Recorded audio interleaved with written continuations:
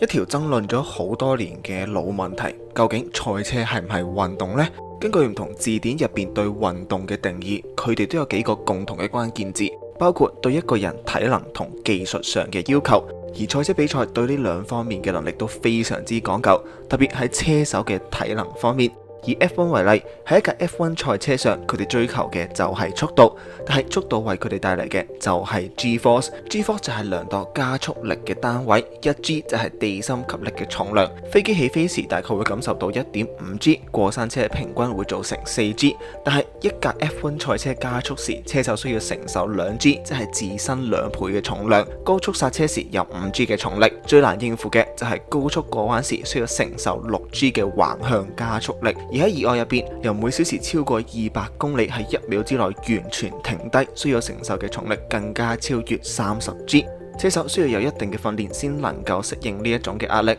但係究竟 G-force 對佢哋嘅身體有咩影響？車手需要經過咩訓練先應付到呢一種壓力？而參加 F1 比賽對車手嘅身體仲有咩要求呢？就等我講下啦。雖然 F1 車手唔似其他運動員咁有好明顯嘅肌肉，某啲車手更加顯得非常之纖瘦添。咁係因為佢哋喺身材同肌肉分佈方面都非常之講究。賽車喺賽道上每一個動作都會製造到 G-force， 所以車手喺訓練時都需要考慮到身體邊啲部分將會最受呢啲力量嘅影響，重點訓練呢啲身體嘅部位。第一個要鍛煉嘅地方就係佢哋嘅頸部。雖然賽車嘅座位咧係為佢哋度身而做嘅，但係車手嘅頭部為咗能見度同安全係唔能夠固定，容許車手嘅頭部自由移動，就代表佢哋需要承受賽車移動時嘅壓力。一位未經訓練嘅人坐上一個 open wheel 嘅賽車，就好似入咗洗衣機咁，身體會隨住賽車嘅移動方向不斷咁搖擺。但係專業嘅車手喺車上面對住高速嘅彎，例如著名嘅銀石 Cops 灣同埋06賽車場嘅130R，佢哋嘅頭部都基本上係唔會喐嘅，需要有呢種力量對抗 G-force。喺一場比賽入邊經歷幾百次嘅加速同減速，而且仲要駛過幾百隻彎，背後就係好多嘅訓練。所以喺好多 F1 車手上睇到嘅特點就係特別粗嘅頸部。Magnussen 喺2022年賽季初段被 Haas 由美國緊急召回 F1 之後，佢喺過去一年參加 IMSA 嘅比賽，對頸部肌肉嘅要求冇 F1 咁高。Magnussen 又冇時間鍛煉頸部，令佢嘅私人教練需要為佢貼上運動膠布，確保佢唔會因為 G-force 影響到佢嘅表現或者拉傷頸部。可見頸部嘅肌肉強度對呢啲車手有幾重要，因為頸部係好多運動都唔會集中訓練嘅身體部位，所以好容易喺普通嘅訓練入邊被忽略。而車手如果希望保持比賽狀態，就算喺假期期間都需要繼續做高強度嘅訓練，避免肌肉喺較少被使用嘅情況下退化。車手第二個需要訓練嘅地方就係下盤同核心位置嘅肌肉。Hamilton之前出席清談節目時講過，因為 F1 賽車擁有非常之高嘅壓力，喺高速下突然轉向，賽車會向新嘅方向走，但係車手嘅動能依然係向住原本嘅方向，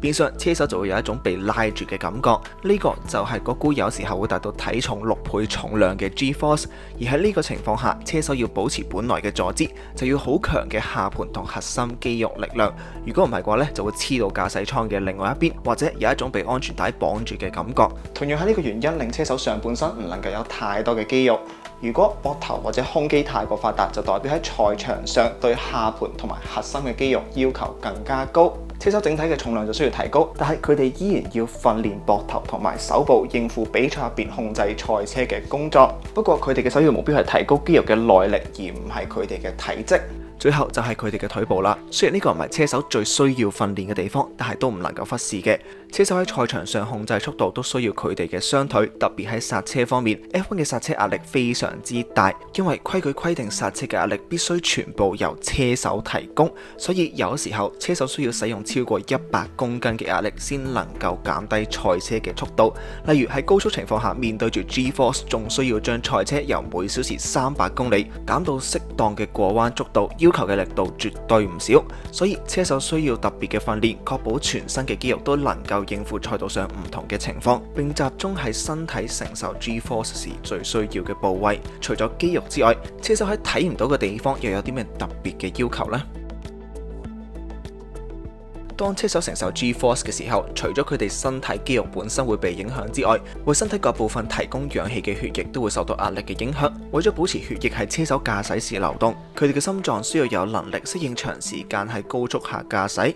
因為喺比賽期間，佢哋嘅心臟會保持住每分鐘超過120次嘅跳動。喺爬頭或者起步嘅情況下，佢哋嘅心跳更加有機會接近每分鐘200次。近日 F2 嘅直播入邊開始展示車手嘅心跳。Festi 喺奧地利站嘅比賽入邊，跟隨住安全車嘅心跳已經達到160。各位可以想象下喺真正比賽期間競爭時心跳嘅速度有幾快。除咗控制心跳同保持對身體嘅血液供應之外，車手嘅呼吸都非常之重要。如果各位試過 karting甚至駕駛賽車嘅話，好多新手包括我呢都會有一個壞習慣嘅，就係喺過彎時會忍住呼吸。身體係需要額外能量嘅時候，就會暫時停止其餘唔需要嘅活動。好似我哋呢啲連業餘都不如嘅假期車手，我哋嘅身體冇足夠嘅力量抵抗賽車轉彎時嘅壓力，就會選擇忍氣，喺身體內部建立更加大嘅壓力，抵抗外來嘅壓力。不過同時肌肉都會變得更加繃緊，專業嘅車手就絕對唔能夠俾呢個情況出現。肌肉係需要持續嘅氧氣供應先能夠運作，所以車手需要確保喺比賽期間佢哋嘅呼吸系統不斷咁運作，保持身體喺一個穩定嘅狀態。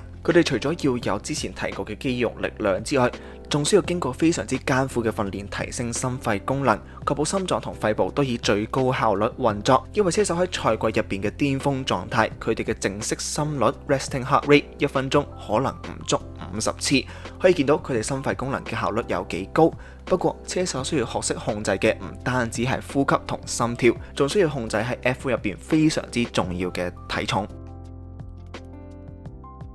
喺 F1 入邊，798公斤呢一個數字對車隊都非常之敏感，因為 F1 規矩入邊，賽車連同車手嘅重量絕對要達到呢一個數字。但係喺賽道上，每1公斤就係0.03秒，喺呢一個1/1000秒都非常之重要嘅運動入邊，1公斤都唔可以多，所以車手嘅體重都需要受到嚴格嘅監控。車手同車隊嘅合約入邊其實都有條款，需要車手體重達到一定嘅數字。為咗賽車嘅表現，車手必須好好控制佢哋嘅體重。現時 F1 將車手嘅最低重量限制設定為80公斤，但係當然係同車手嘅高度有關啦。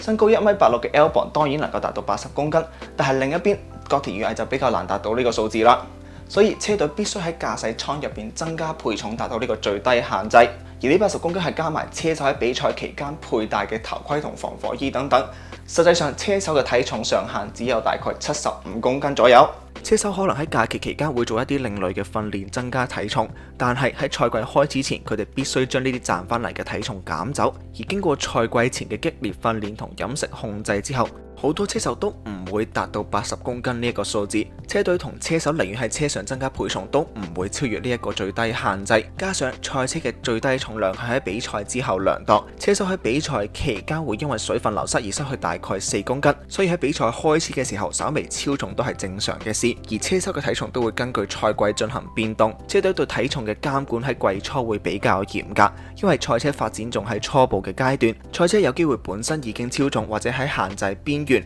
所以車隊要求車手喺賽季初嘅體重必須達到某一個數字，之後跟隨住賽季發展，賽車嘅重量減輕之後，車手嘅體重將能夠喺一個範圍內浮沉。如果車手真係超重，車隊唯有將一啲喺車上檢測或收集數據嘅儀器攞落嚟，所以車手嘅體重對車隊嚟講非常之重要。佢哋需要喺訓練肌肉抵抗壓力同重量之間把握到平衡，但係喺賽道上仲有2項非常之重要嘅身體機能。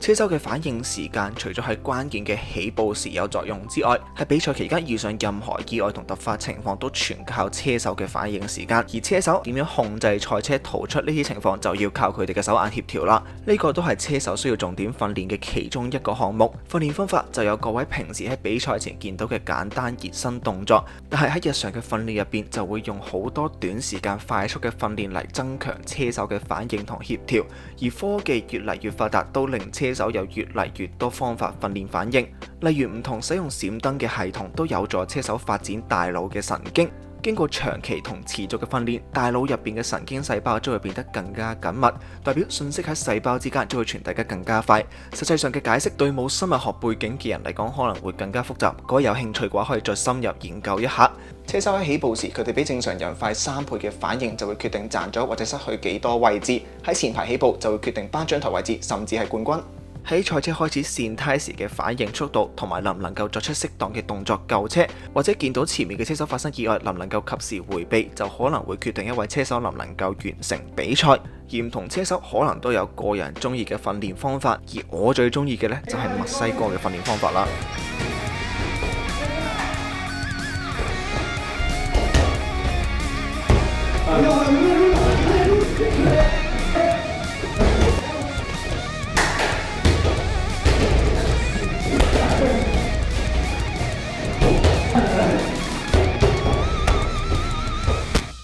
F1 對車手身體上嘅考驗大概就有咁多，佢哋嘅訓練都非常之激烈，特別喺冬假之後，車手有一段時間遠離咗賽場，唔需要劇烈嘅訓練，所以要將身體調翻去最好嘅比賽狀態。車手需要喺賽季開始前7到8個禮拜，喺一個禮拜入邊訓練6日，有3日進行1節嘅操練，另外3日更加要進行2節嘅訓練，最後1日就係休息時間，將身體調整到能夠應付所有賽道嘅狀態，包括 G-force 最高、對身體肌肉強度最講究嘅比利時、英國同沙特阿拉伯站，或者係天氣最難捱、對體能要求最高嘅新加坡。所以車手並唔係普通人能夠做到。對車手需要經歷嘅訓練同駕駛 F1 賽車嘅要求有進一步了解之後，各位應該明白點解呢啲車手係運動員，同埋 F1 點樣符合運動呢一個字嘅定義。呢集就講到呢度先。但係唔好走住，片尾有彩蛋之外，仲有另外一啲消息公佈。Lightstyle將會喺香港舉辦第1個實體活動，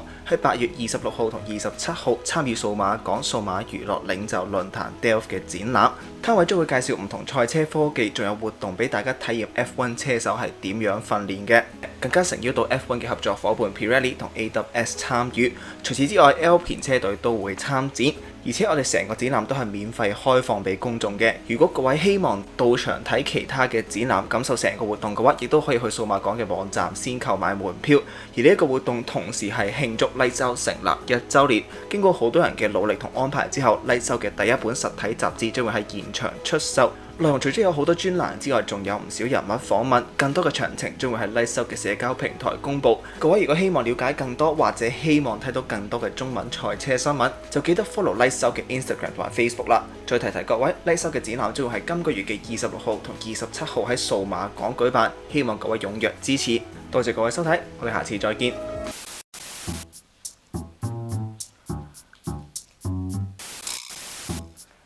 雖然